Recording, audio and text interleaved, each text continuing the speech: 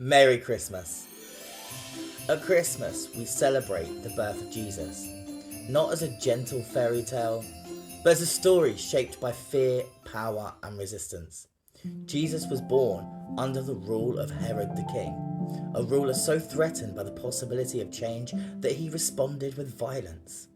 When Herod heard of a child who might challenge his power, he ordered the slaughter of children, and Jesus' family fled.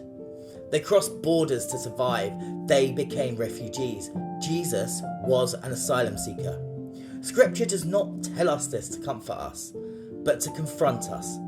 For I was born a stranger, and you welcomed me. Matthew 25, verse 35. Jesus entered the world vulnerable, targeted by the state, dependent on the mercy of others.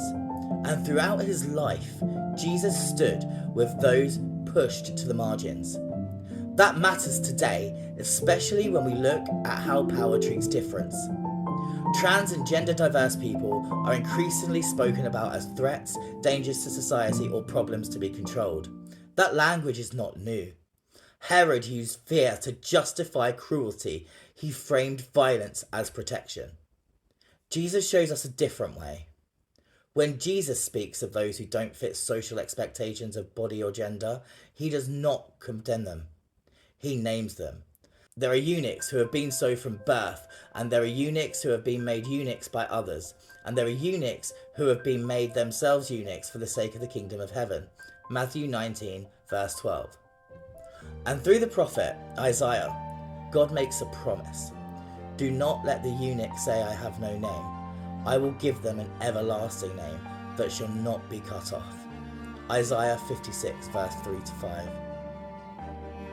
An everlasting name, not erased, not legislated away, not conditional. At Christmas, we remember that God chose to enter the world not in safety but in danger. When trans people are targeted, when refugees are dehumanized, when fear is used to justify harm, we must ask ourselves, where is Christ in that story? Because Jesus tells us plainly, just as you did to the least of these, you did it to me. Christmas is not about protecting power. It's not about enforcing conformity. It is about love made flesh. Costly love, resistant love, liberating love.